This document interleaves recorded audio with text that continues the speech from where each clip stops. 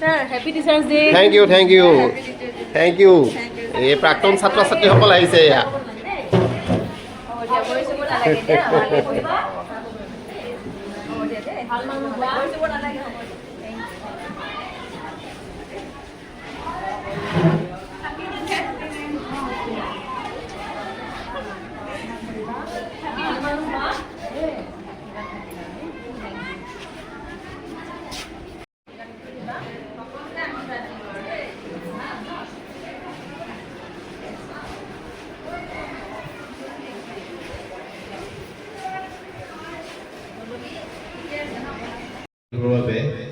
বন্তি প্ৰজ্বলনৰ দ্বাৰা আজিৰ এই উদযাপন আৰম্ভণি কৰিবৰ বাবে মই আমাৰ বিদ্যালয়ৰ জ্যেষ্ঠ শিক্ষয়িত্ৰী অনুৰাধা ভাগৱতী বাইদেউক অনুৰোধ জনালোঁ। তেখেতক আগবঢ়াই আনিব ৰুমি বৰুৱা বাইদেৱে।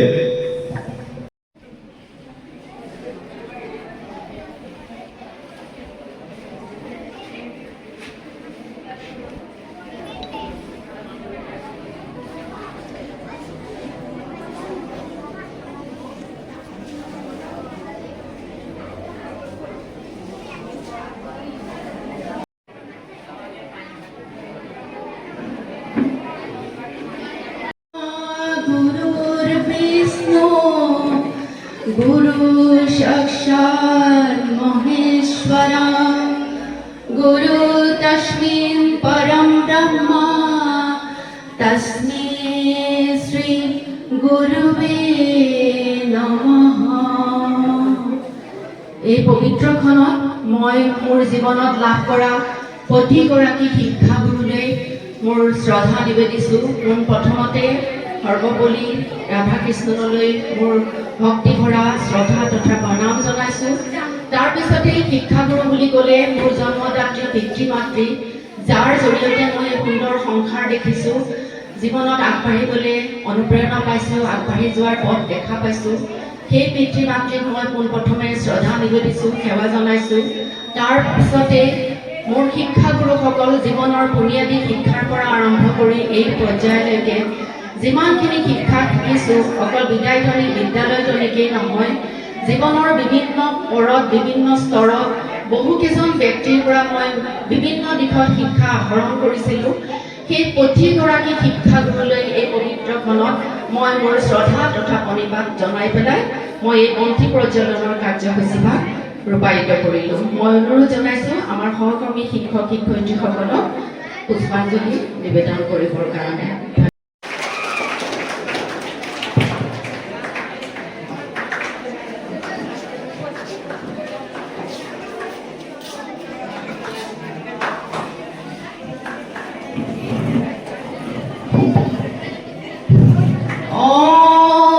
सहना भवतो सहनौ भुनक्तो सह वीरं कर्वावहै तेजस्विनावधीतमस्तु मा विद्विषावहै।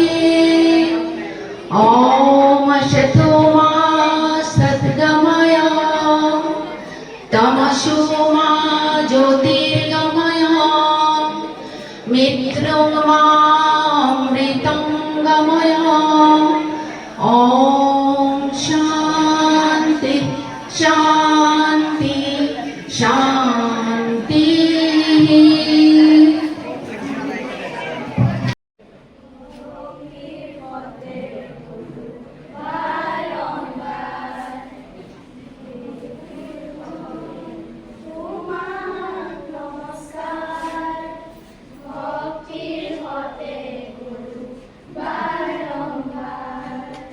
সৃষ্টিৰ গতিয়া তুমি একিছিলা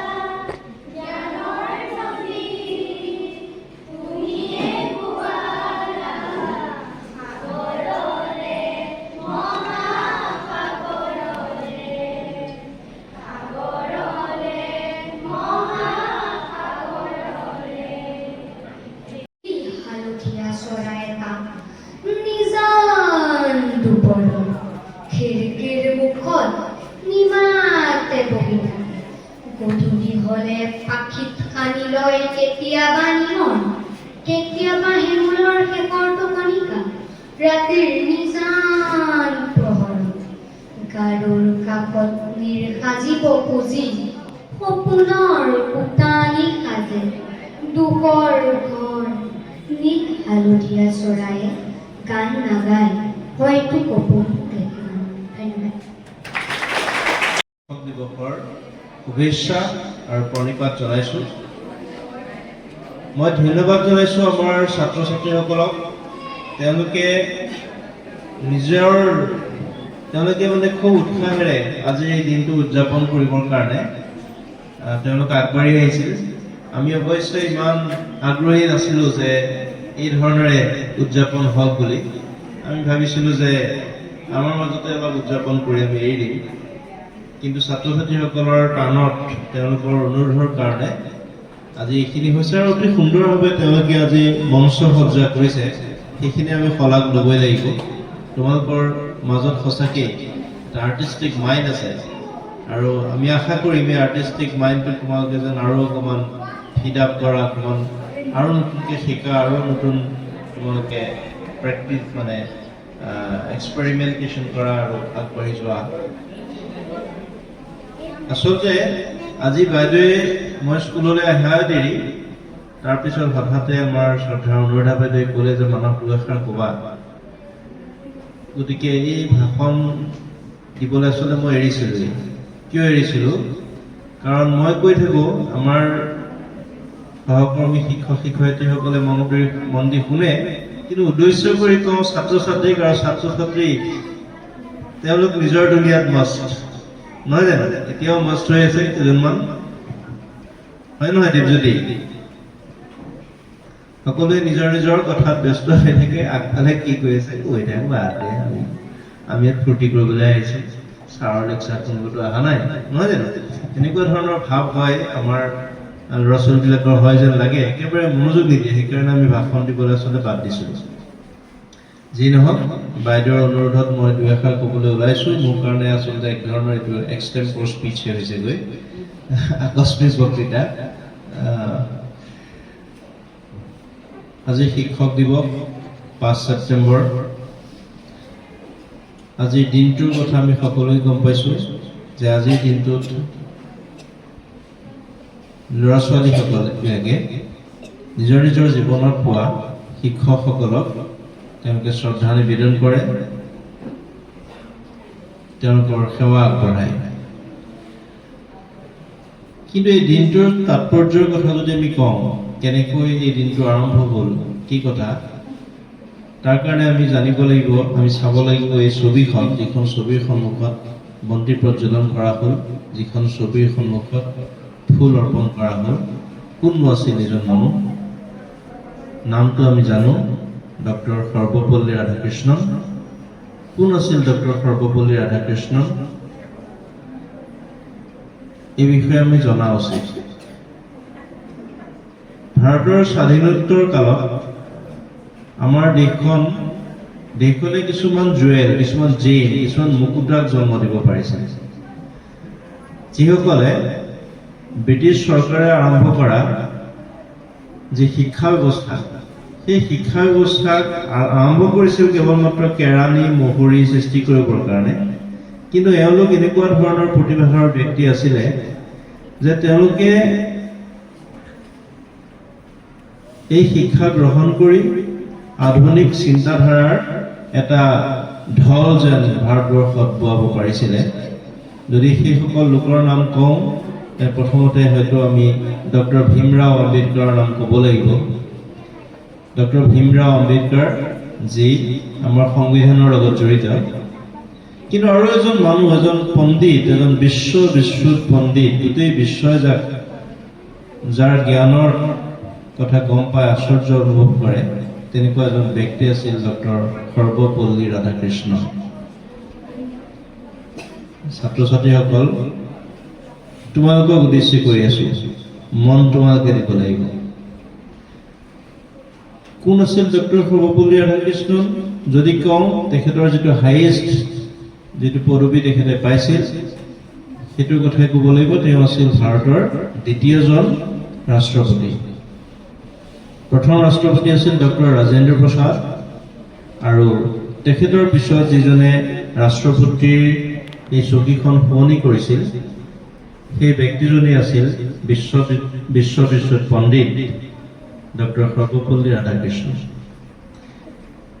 1888 চনত জন্মগ্ৰহণ কৰা, এতিয়া দুখীয়া পৰিয়ালত জন্মগ্ৰহণ কৰা এই ব্যক্তিজনে নিজৰ অধ্যৱসায়, নিজৰ জ্ঞান পিপাসু মনৰ বলত যিজন ব্যক্তিক পঢ়িবৰ কাৰণে দেউতাকে মেট্ৰিকুলেশ্যনৰ পিছত পঢ়াব নোৱাৰিম বুলি কৈছিলে, কিন্তু নিজৰ চেষ্টা বলত তেওঁ আগবাঢ়ি আহিছিল, এজন পণ্ডিত হৈ উঠিছিলে, ফিলচফাৰ দাৰ্শনিক হৈ পৰিছিলে। কলকাতা ইউনিভাৰ্চিটিত তেখেতে প্ৰফেচৰ হৈছিলে। অকল কলকাতা ইউনিভাৰ্চিটিয়ে নহয়, তেখেত হৈছিলে গৈ অক্সফৰ্ড ইউনিভাৰ্চিটিৰ গেষ্ট লেকচাৰাৰ।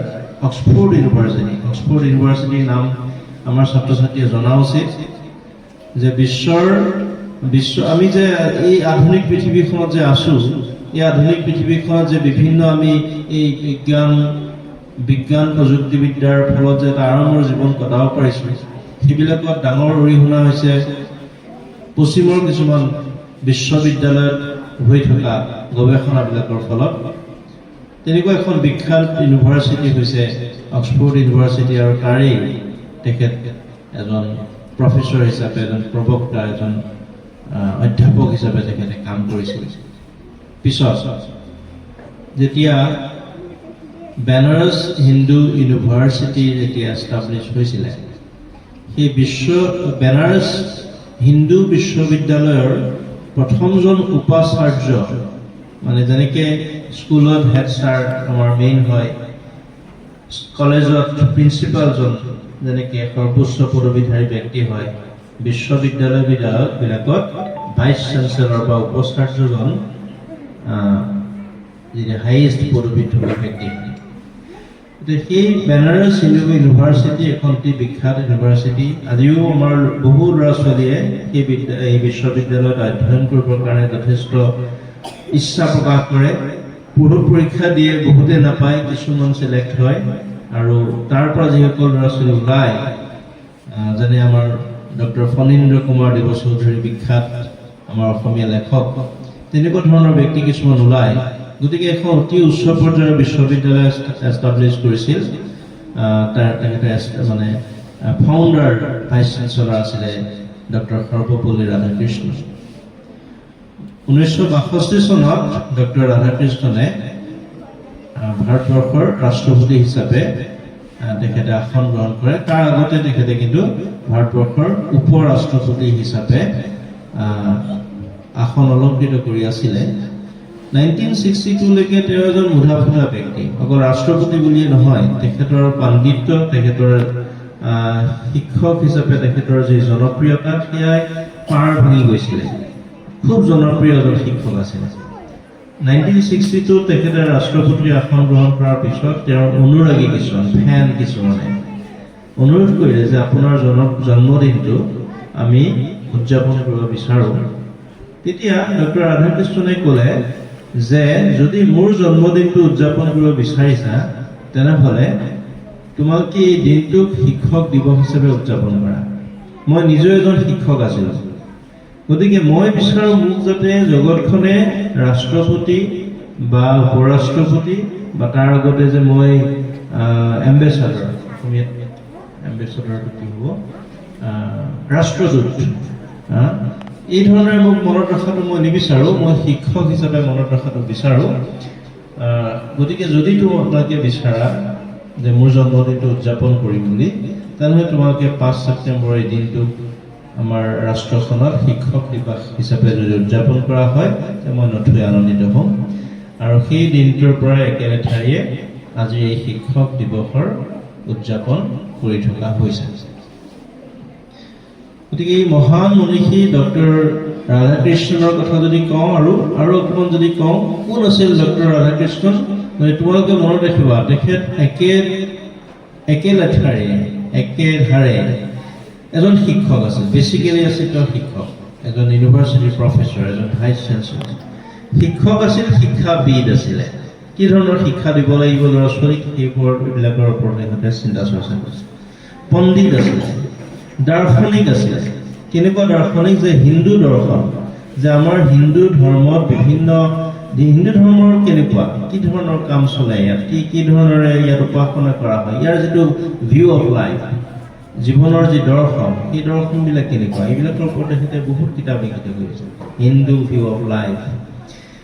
আৰু এই তেখেতে লিখা এই পুথিবিলাকৰ পৰা পশ্চিমৰ দেশবিলাকে আচলতে হিন্দু ধৰ্মৰ প্ৰতি এটা শুদ্ধ ধাৰণা ল'ব পাৰিছে। তাৰ আগতে তেওঁলোকে ভাবিছিল যে এইটো বহুত অন্ধবিশ্বাসেৰে ভৰপূৰ এটা ধৰ্ম, কিন্তু নহয়, তেখেতে ইয়াৰ শুদ্ধ যি মূল ভাৱ, যি মূল তত্ত্ব, সেইবিলাক নিজৰ বিভিন্ন কিতাপৰ দ্বাৰা তেখেতে লিখিছে।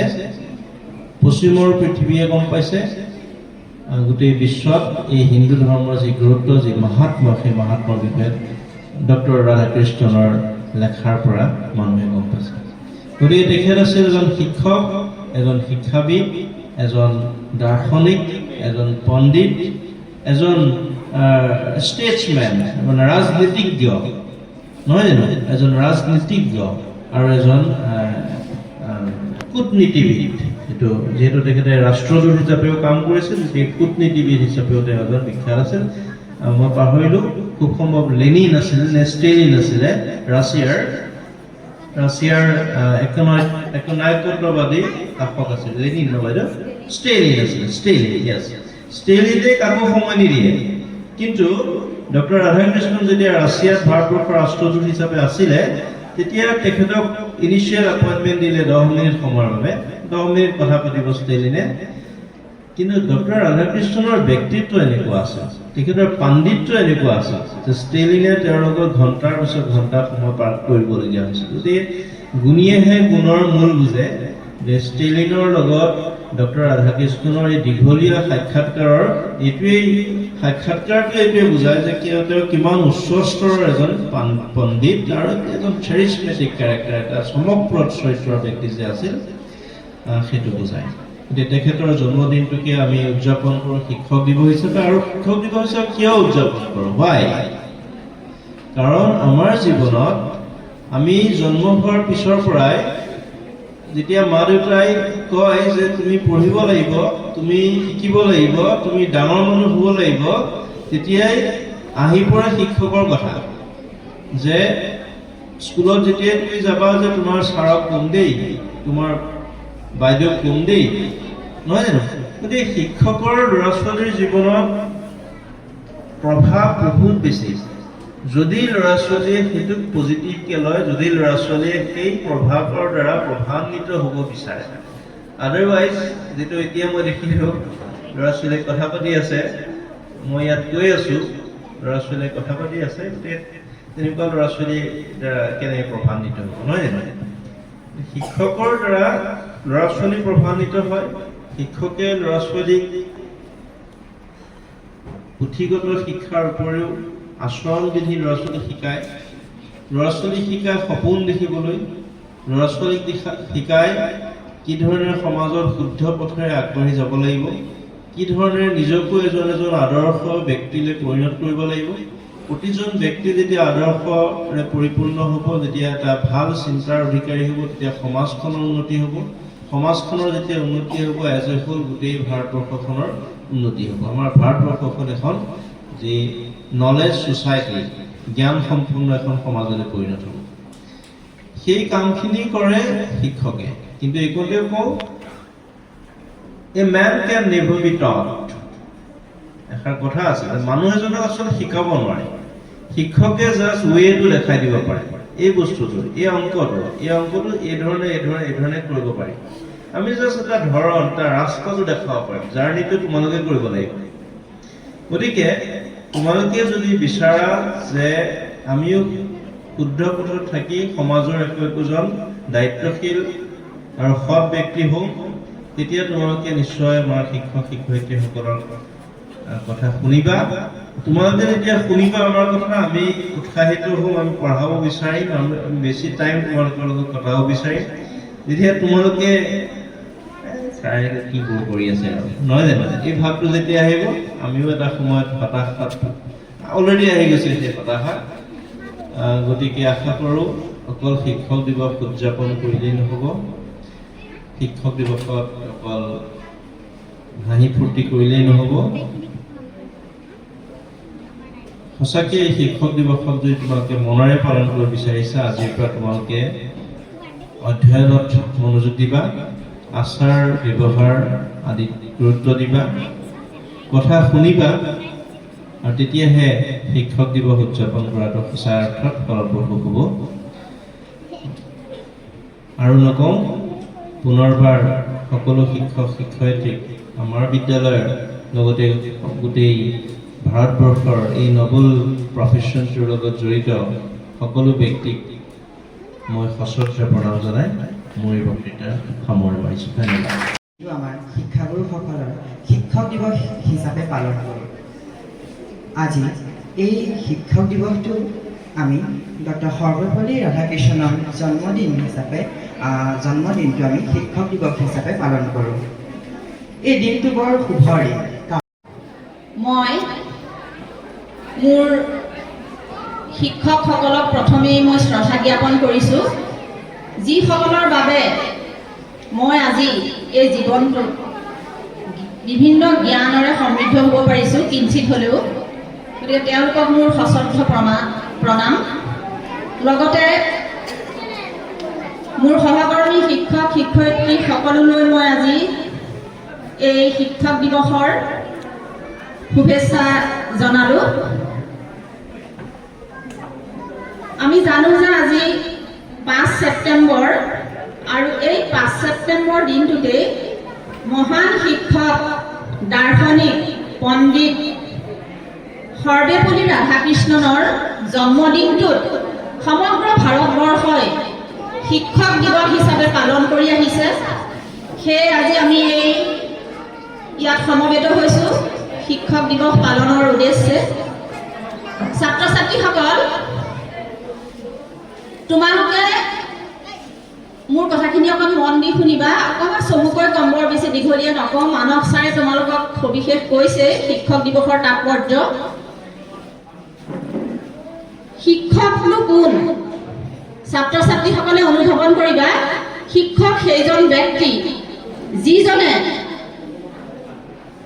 তোমালোকক অজ্ঞানতাৰ পৰা জ্ঞানলৈ বা জ্ঞানৰ পোহৰ বিলাই তোমালোকৰ ভৱিষ্যত জীৱন যাতে তোমালোকে খুব সুন্দৰভাৱে অতিবাহিত কৰিব পাৰা বিভিন্ন সমস্যা সমাধান কৰি জীৱনটোক আগুৱাই নিব পাৰা তাৰ কাৰণে শিক্ষকে তোমালোকক পথ দেখুৱাই দিয়ে গতিকে শিক্ষকসকলে সেইকাৰণে এটা জাতি নিৰ্মাণ কৰে এখন দেশ নিৰ্মাণ কৰে শিক্ষকসকলে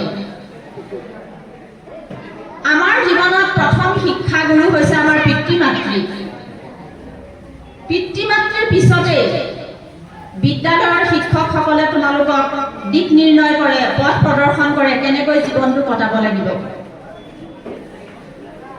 শিক্ষক দিৱস পালন কৰাৰ উদ্দেশ্যে আমি ইয়াত সমবেত হৈছোঁ সেইকাৰণে মই মহান শিক্ষক সৰ্বেপল্লী ৰাধাকৃষ্ণনৰ কেইটামান উল্লেখযোগ্য গুণহে তোমালোকৰ আগত বৰ্ণনা কৰিব বিচাৰিছোঁ ছাত্ৰ ছাত্ৰীসকল সৰ্বপল্লী ৰাধাকৃষ্ণননো কোন আছিল সৰ্বপল্লী ৰাধাকৃষ্ণন তোমালোকৰ নিচিনাই সৰুৰে পৰা তেওঁ স্কুলত তোমালোকৰ দৰে স্কুলত মানে পঢ়িছিল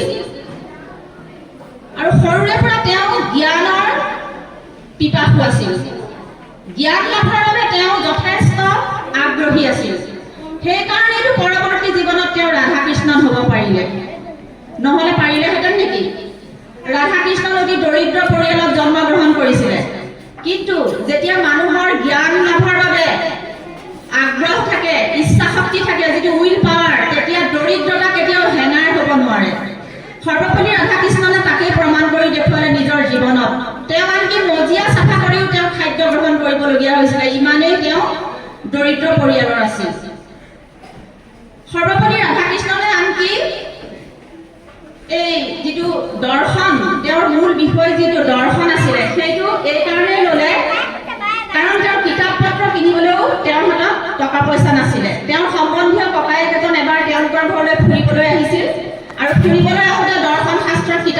তেওঁলোকৰ ঘৰত এৰি থৈ গৈছিল।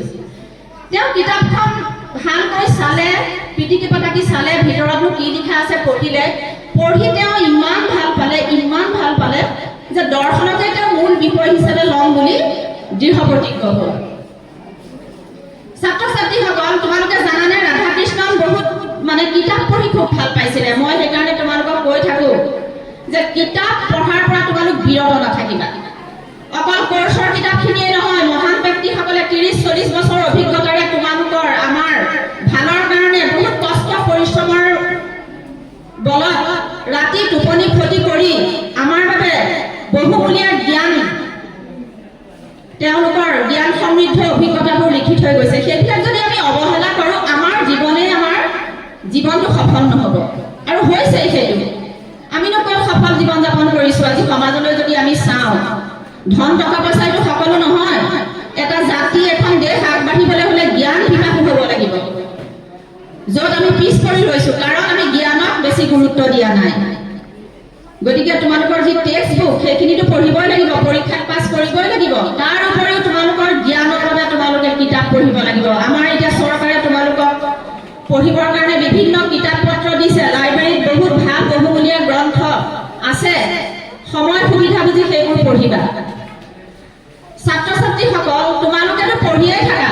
মই এইটো কোৱা নাই যে তোমালোকে নপঢ়া, তোমালোকে পঢ়িয়ে থাকা। তোমালোকৰ চকুৱে দেখি পঢ়ে, কাণৰে শুনি পঢ়ে। তোমালোকে যিকোনো সময়তে পঢ়া, যিকোনো সময়তে তোমালোকে জানিবলৈ আগ্ৰহ কৰা, কাৰণ জনাটো মানুহৰ স্বভাৱ, জনাটো মানুহৰ জন্মগত স্বভাৱ। কিন্তু পাৰ্থক্য এইখিনিতে যে যিবোৰ কথা আমি জানিব লাগে সেইবোৰ জনাৰ ইচ্ছা প্ৰকাশ নকৰোঁ, যিবোৰ পঢ়িব নালাগে সেইবোৰে আমাৰ চকুৱে পঢ়ে, কাণৰে শুনে। কিন্তু যিবোৰ কথা আমি পঢ়িব লাগে, যিবোৰ কথা আমি শুনিব লাগে, যিবোৰ কথাত আমি গুৰুত্ব দিব লাগে, সেইবোৰৰ পৰা ক'ৰবাত আমি বিৰত আছোঁ। তাৰ কাৰণে আমি আমাৰ জীৱনবিলাক সমৃদ্ধ কৰিব পৰা নাই। আমিনো কোন আৰু আমাৰ জীৱনৰ উদ্দেশ্য কি?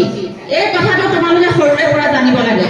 কাৰণ তোমালোকেতো এনেকুৱা বহু কথাই জানা যিখিনি জানিব নালাগে। বহুত আমি আচৰিতে হওঁ, এনেকুৱা কিছুমান কথা তোমালোকে জানা যিখিনি নিগেটিভ। তাৰ সলনি যদি তোমালোকে একেষাৰ পজিটিভ কথা তোমালোকে সৰুতে শিকি লোৱা, মইনো কোন আৰু জীৱনৰ উদ্দেশ্য কি।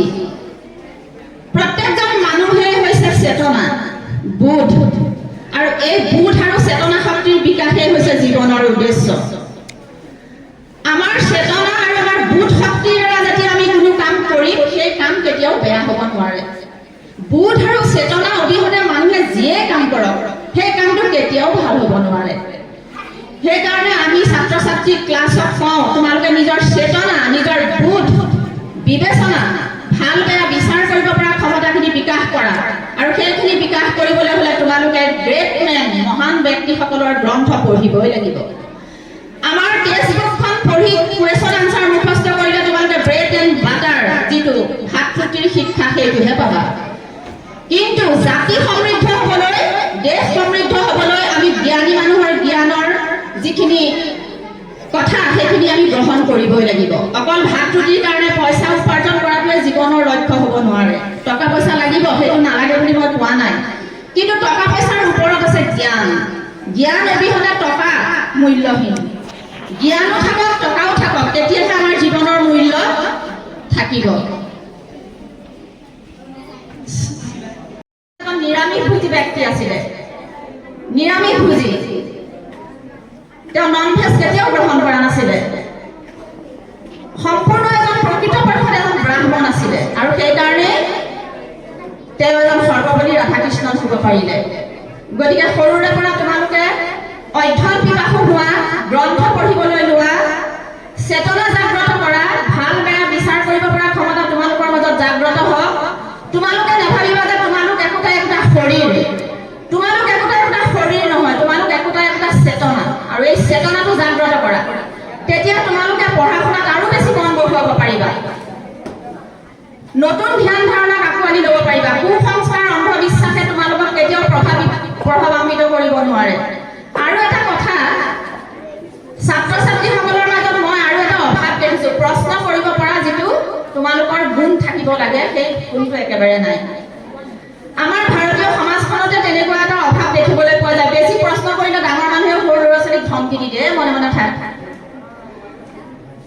প্ৰশ্ন কৰা নজনা কথাটো শিকা যতে যিটো দেখা যোনে যিটো কৈছে বয়সস্থ মানুহে ক'লে বুলিয়ে সেইটো মানি নলবা জ্ঞান বয়সৰ লগত মানে বয়সস্থজনেহে জ্ঞানৰ কথা ক'ব পাৰিব তেনেকুৱা কথা নহয় কেতিয়াবা বয়সস্থ মানুহজনে কোৱা কথাও অন্ধবিশ্বাসৰ পৰিপূৰ্ণ হ'ব পাৰে তুমি নিজে চিন্তা কৰা আনৰ কপিৰাইট নকৰিবা আনে যিটো জীৱন বনাইছে নকল জীৱন সেইটোৰ পৰা সদায় বিৰত থাকিবা আনে যিটো খাইছে ময়ো খাম আনে যিটো পিন্ধিছে ময়ো পিন্ধিম সেইটো নহয় বস্তুবাদী নহবা যেনে ধৰা গাড়ীখন আজি বস্তুবাদী মানুহে গাড়ী এখন দামী গাড়ী এখন কিনিলে অহংকাৰী হৈ উঠে কিন্তু গাড়ীখন জানো আচলতে মানৱ জীৱনৰ লক্ষ্য হ'ব লাগে গাড়ীখন হৈছে আমাৰ সাধন আমাৰ আচল উদ্দেশ্য হৈছে আমাৰ চেতনাৰ বিকাশ কৰা আমাৰ জীৱনটো সহজ কৰিবৰ কাৰণে আমি গাড়ীখন ব্যৱহাৰ কৰিব পাৰোঁ গাড়ীখন দামী গাড়ী এখন কিনাটো জীৱনৰ লক্ষ্য নহয় জীৱনৰ লক্ষ্য হৈছে সেই গাড়ীখনক তুমি জীৱনটো সহজ কৰিবলৈ তুমি ব্যৱহাৰ কৰিব পৰা এটা সাধন মাত্ৰ জীৱনৰ প্ৰকৃত উদ্দেশ্য হৈছে মানুহ ৰূপে আমি বিকশিত লাভ কৰা ৰাধা কৃষ্ণনেও কৈছিলে পৃথিৱীৰ আচল ধৰ্ম হৈছে মানৱ ধৰ্ম আৰু মানৱ ধৰ্ম পালন কৰাটোৱে হৈছে সকলো মানুহৰে জীৱনৰ উদ্দেশ্য গতিকে মই শেষত আৰু বৰ বেছি নকওঁ তোমালোকৰ মানৱ ছাৰে গোটেইখিনি কথা কৈছে শেষত তোমালোকৰ প্ৰতি মোৰ এটাই আশা থাকিল যে তোমালোকে নিজকে চেতনা বুলি ভাবা নিজৰ বোধ শক্তি বিকাশ কৰা নতুন ধ্যান ধাৰণা আঁকোৱালি লোৱা প্ৰশ্ন কৰিবলৈ শিকা প্ৰশ্ন কোনোবাই কিবা এটা নিৰ্দেশ দিয়ে সেইটোকে পালন নকৰিবা কোনোবা বাহুবলী আহি তোমালোকক নিৰ্দেশ দিলে সেইটোকে তোমালোকে পালন কৰিবা সেইটো কথা কেতিয়াও হ'ব নোৱাৰে নিজৰ মগজেৰে চিন্তা কৰিবলৈ শিকা চিন্তা কৰা গুণটো ৰাধা কৃষ্ণনে কৈছিলে ল'ৰা ছোৱালীক চিন্তা কৰিবলৈ শিকাওক অকল তথ্যখিনি তেওঁলোকক যোগান ধৰিলে নহ'ব যেতিয়া তেওঁলোকে চিন্তা কৰিবলৈ শিকিব তেওঁলোকে জানিব যে পঢ়িব লাগে চিন্তা কৰিব নোৱাৰিলে এনেকুৱা হ'ব আমি যে কথাতে কওঁ আচাৰ আছে বিচাৰ নাই আমি আচাৰ নীতি পালন কৰিম কিন্তু আমাৰ মাজত বিচাৰ নহ'ব থাকিবই জীৱনত যেনেকৈ সমস্যা নহওক সাহসৰ এটাৰ মুখামুখি হ'বা সমস্যা দেখি তোমালোকে মানে বিশৃংখল হৈ নাযাবা সমস্যা জীৱনৰ আন এটি নাম গতিকে আমি ছাত্ৰ ছাত্ৰীক যদি পৰৱৰ্তী জীৱনত একোজন সফল ব্যক্তি হিচাপে দেখিবলৈ পাওঁ সেইটোৱে হৈছে আমাৰ আটাইতকৈ ডাঙৰ উপহাৰ তোমালোকে আজি শিক্ষক দিৱসত আমাক সেৱা কৰিছা আমাক গামোচা পিন্ধাবা প্ৰকৃততে এইখিনি এটা মাত্ৰ আনুষ্ঠানিকতা প্ৰকৃত শিক্ষক দিৱস সদায় প্ৰত্যেক দিনে তোমালোকে যদি নিয়মিত অধ্যয়ন কৰা পঢ়া শুনা কৰা জ্ঞান লাভ কৰিবলৈ উৎসুক হৈ থাকা আমাৰ কাৰণে তাতকৈ আৰু বেছি শিক্ষক দিৱসৰ উপহাৰ থাকিব পাৰেনে বাৰু কোৱাচোন পাৰেনে শিক্ষক দিৱস তেতিয়াহে সফল হ'ব যদি তোমালোকৰ জীৱনবিলাক সফল হয় আৰু আমি মূৰ দাঙি ক'ব পাৰিম যে এই আমাৰ খৰাশিমলু হাইস্কুলৰ ছাত্ৰ আছিল আমি পঢ়াইছিলোঁ আজি এইজন ছাত্ৰই অমুক কৰিছে তমুক কৰিছে এনেকৈ আমি গৌৰৱবোধ কৰিব পাৰিম তেতিয়াহে সেইখনে আমাতকৈ আটাইতকৈ ডাঙৰ ফুলৰ গামোচা হ'ব শিক্ষয়িত্ৰীক পুনৰ শুভেচ্ছা জ্ঞাপন কৰিলোঁ সৰ্বপল্লী ৰাধাকৃষ্ণনৰ দৰে মহান শিক্ষক এগৰাকীৰ জন্মদিনটো শিক্ষক দিৱস ৰূপে পালন কৰিবলৈ পাই আমি গৌৰৱান্বিত তেখেতক মই শেষত সশ্ৰদ্ধ প্ৰণাম জনাইছোঁ আৰু মোৰ এই ভাষণ মই ক'বলগীয়া ইমানতে সামৰণি মাৰিছোঁ ধন্যবাদ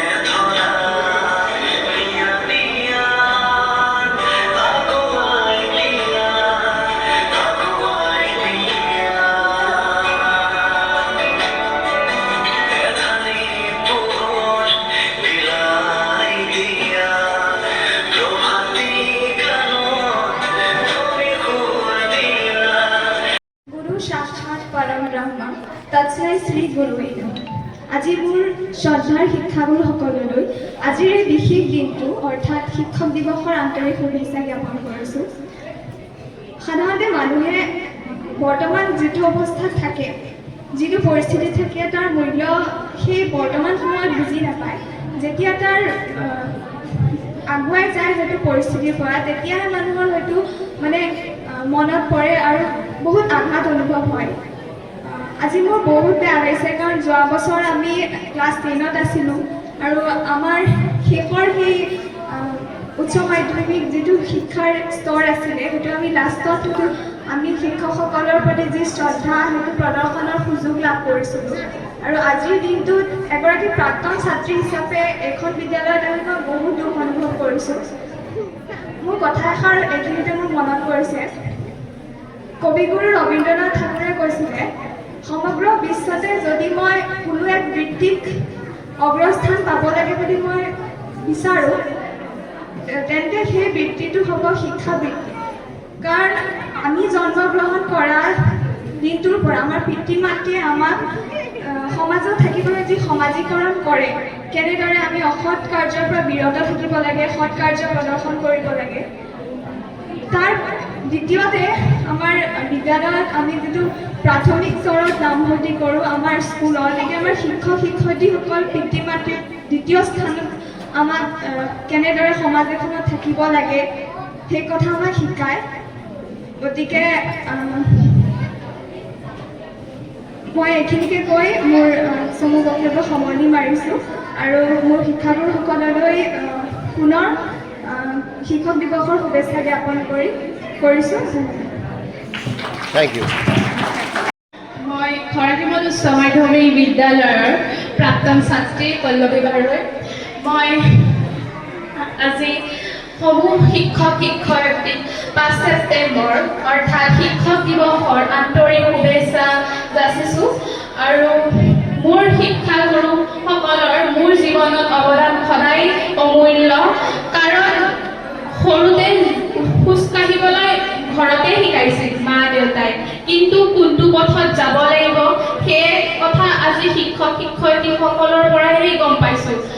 নিজৰ জীৱনটোৰ যিটো লক্ষ্য, সেই লক্ষ্য শিক্ষক শিক্ষয়িত্ৰীসকলেই গম পায়। মোৰ পৰৱৰ্তী বক্তৃতা অনুষ্কা ছাৰে কৈছিল যে আমি যিটো পৰিস্থিতিত থাকোঁ সেইটো পৰিস্থিতিৰ মূল্য কেতিয়াও বুজি নাপাওঁ। এইটো সঁচা কথা, ময়ো আজি উপলব্ধি কৰিছিলোঁ। তেতিয়া আমি তোমালোকৰ নিচিনাকৈ বহি ছাৰ বাইদেউ যেতিয়া ভাষণ দিয়ে আমি শুনিব নিবিচাৰোঁ, কি কৰিব নুশুনোৱে। আৰু এতিয়া যেতিয়া আজি ছাৰ বাইদেউসকলে ভাষণ দিছে, আমাৰ অন্তৰখন একদম চুই গৈছে যে কিয় সেই সময়খিনি আমি নুশুনিছিলোঁ কথা, আৰু তোমালোকে শুনিবা। এতিয়া বুজি নাপাবা কিয় কৈছোঁ, কাৰণ আমাৰ সময়ত যেতিয়া high secondary first year second year গুচি যাবা ইয়াৰ পৰা ওলাই, তেতিয়া বুজিবা সেই শিক্ষক শিক্ষয়িত্ৰীৰ মহান অৱদান আমাৰ জীৱনত মৃত্যুলৈকে সদায় থাকে। আৰু মোৰ মতে শিক্ষক শিক্ষয়িত্ৰীয়ে অকল পাঠৰ বিষয়ে, অনুশীলনীত থকা পাঠৰ বিষয়ে নপঢ়ায়, আমাৰ জীৱনত সৰু ডাঙৰ ভুল শুদ্ধও কেতিয়াবা শিকাই দিয়ে। কিন্তু আমিহে শিক্ষক শিক্ষয়িত্ৰীক ক'বলৈ আফচোচ কৰোঁ। যদি কওঁ তেওঁলোকসকলে কিন্তু আমাক এদিন সত্য আৰু এটা ভাল পথ দেখুৱাই দিব, য'ত কাইট নাথাকে। আৰু কেতিয়াবা কিছুমান বিপদত পৰিলেও শিক্ষক শিক্ষয়িত্ৰীয়ে সহায় কৰে। আচলতে মোৰ মতে শিক্ষক শিক্ষয়িত্ৰী অকল শিক্ষক শিক্ষয়িত্ৰীয়ে নহয়, আমাৰ এজন বন্ধুত্বও হয়, বন্ধুও হয়, বান্ধৱীও হয়। কাৰণ যদি শিক্ষক শিক্ষয়িত্ৰীৰ সকলো বিষয়ে সুধিবও পাৰোঁ, তেতিয়াহ'লে শিক্ষক শিক্ষয়িত্ৰী বহুত ভাল। আৰু মোৰ মতে আজি মই যিটো স্থানত আছোঁ, মই মোৰ সেইসকলৰ অৱদান আছে, যিসকল শিক্ষক শিক্ষয়িত্ৰীয়ে আজি মোক পঢ়াইছিল। এতিয়াও মনত আছে, কেতিয়াবা ক্লাছ কৰিবলৈ গৈ মেমহঁতে আমাৰ জীৱনৰ কিছুমান কথা শিকায়। পাঠত নাথাকে লিখা এইখিনি যে পঢ়াব লাগে, কিন্তু শিক্ষক শিক্ষয়িত্ৰীয়ে নিজৰ অনুভৱৰ পৰাই কয়। আৰু তেতিয়া ভাবিছিলোঁ এইবোৰনো কি প্ৰয়োজন পঢ়োৱা, কিতাপ স্কুলত আহিছোঁ, কিতাপ পঢ়াব লাগে, পঢ়াব। কিন্তু এতিয়া বুজিছোঁ হয়, সেইবোৰ কথা চাগে আমাৰ জীৱনত হৈয়ে থাকে, আৰু সেইকাৰণে শিক্ষক শিক্ষয়িত্ৰীয়ে আগতেই আগজাননী দি দিয়ে। দুগৰাকী দেখিছা নাই ওপৰত লিখিছে হেপী টিচাৰ্ছ ডে দেখিছা তাৰপিছত মঞ্চটো চোৱাচোন বহুত কিবা বেলুন চেলুন আনি খৰচ কৰি কৰিছে নেকি নাই কৰা ফটোখন ৰখাৰ জেগাখিনি অকণমান চাইড কৰি দিয়া চাবলৈ দিয়া তেওঁলোকে ইমান দেৰি যদি মন কৰা নাই চোৱা কিমান সুন্দৰকৈ সজাইছে গতিকে তেওঁলোকক সলাম নল'লেই ভুল হ'ব বিদ্যালয়ত শিক্ষক দিৱস সমাপ্ত কৰি আমি ষ্টাফৰ আটাইকেইজন আহিছোঁ এই লাহৰীজনত থকা গ্ৰীণ আছিয়ানা নামৰ যিখন ধাবা এই ধাবাখনলৈ আহিছোঁ আৰু তাতে আমি সকলোৱে একেলগতে শিক্ষক দিৱস বুলি আমি আটাইখিনি একেলগতে লাঞ্চ কৰিম ইয়াতে আমি অলপ কিছু ফূৰ্তি কৰিছোঁ এইবাৰ ব্যতিক্ৰমীভাৱে আহক আমি সকলোৱে এনজয় কৰোঁ বিজয় এই মোবাইল পিটিকিবলৈ বাদ দিয়া খোৱা অঁ নিমখ কম হৈছে হয়তো নিমখ ঢালি লোৱা এইটো আছে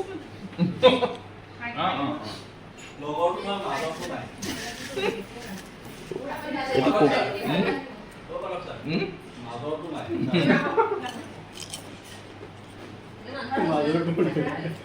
এইটো খাব পাৰোঁ দেখোন আমি ঘৰত কিয় নাখাওঁ নাজানো যে অঁ মোৰ এটেমা কনফ্লেক্স এনেই পৰি আছে অঁ এইটো আজিহে গম পাইছোঁ দেই এনেকৈ খাব পাৰি বুলি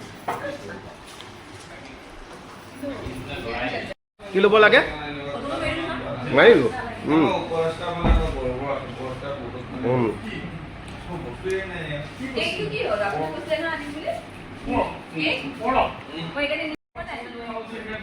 কেক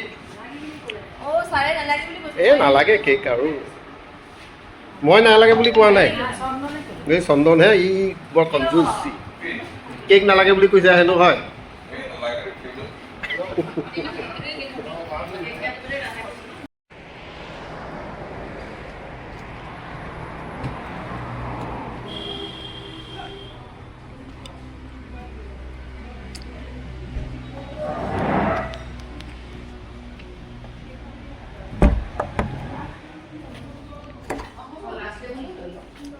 খানা আহি গ'ল নেকি বিজয় আহিব ডিছ লাগিছে আৰু আচ্ছা ইয়াত যে আমাৰ হেৰি কৰাৰ প্ৰথম প্লেনিংটো কাৰ কোন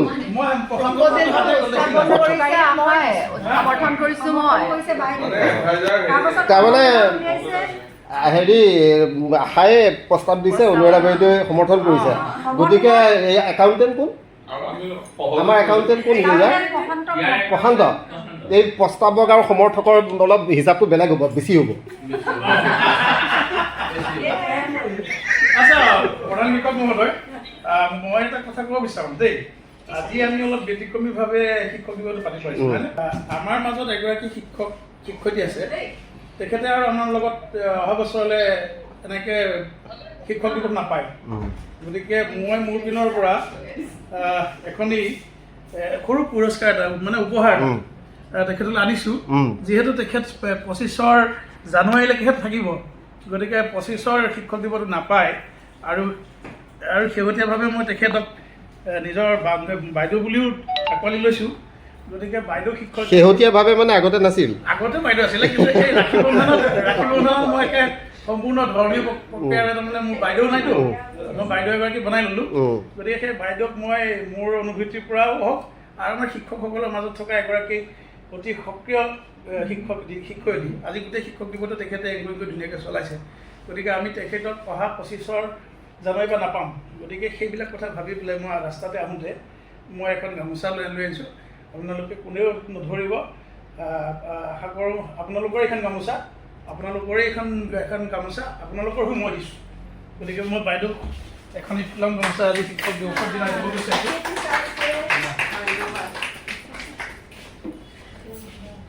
আজি ৰাতিপুৱাৰ পৰা মনটো কিবা এটা অকণমান দুখেই লাগি আছে অহা বছৰ নেপাম বুলি ছাৰ আপোনালোকৰ অসুবিধা হ'ব নেকি এইটো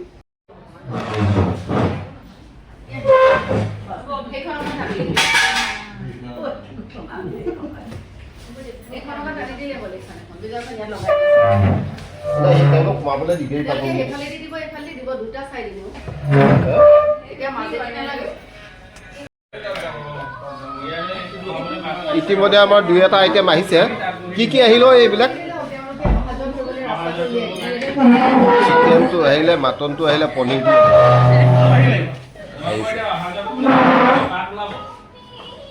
অলপ আগলৈ দি দিয়া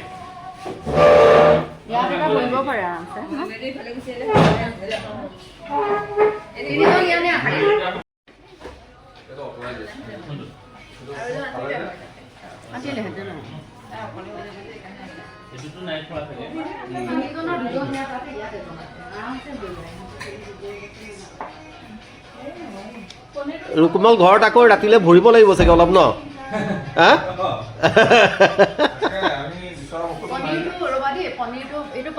পাঠকেতো তাৰ পৰা আহোঁতে হাঁহৰ মাংস লৈয়ে আহিছে মানুহজনীক পতাবলৈ গহপুৰত কিনিছে এই গালি খাব যে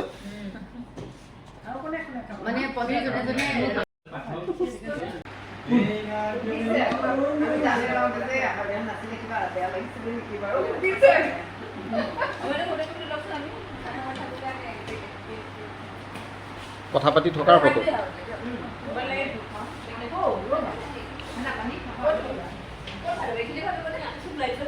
অলপ ৰেকি বঢ়া ফাং ফুং হ'ল নেকি ন নে ঠিকে আছে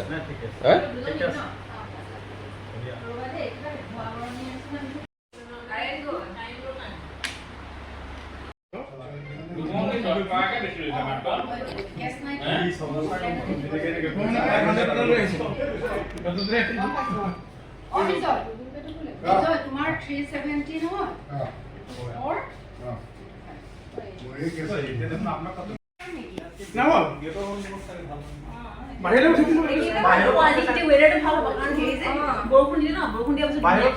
হে এই ভাগ্য নতুন কথা ক'লে দেই ফটো উঠিবলৈ ভাল হয়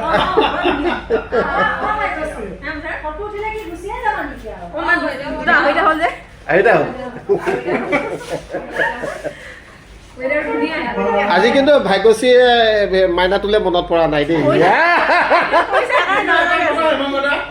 চবেই চবৰ কথা ক'লে এই ট্ৰিপটোত বিশেষভাৱে যদি মই জোৰ নিদিলো হয় নহ'ল এইটো কিন্তু কোনেও নক'লে মই নিজে কৰি দিছোঁ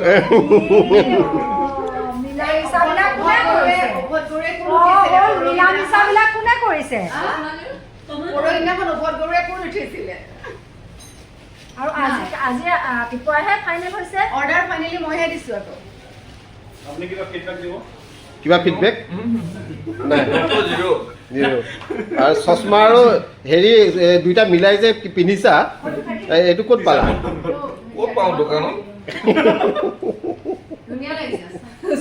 জিৰ'হে হ'ল একেবাৰে কি কয় চেট বনাই লৈছে চলো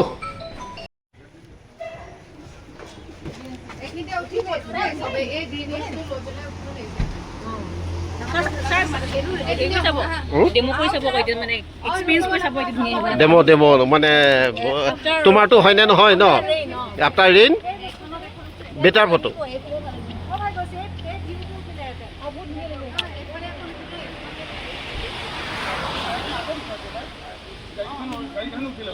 আজি টিচাৰ্ছ ডেটো অকণমান বেলেগ ধৰণে পালন কৰা হ'ল আৰু স্কুলতো পালন কৰিলোঁ আহি পেলাই ইয়াত লাঞ্চ কৰিলোঁ একেলগতে গোটেই ষ্টাফৰ লগত ভাল লাগিলে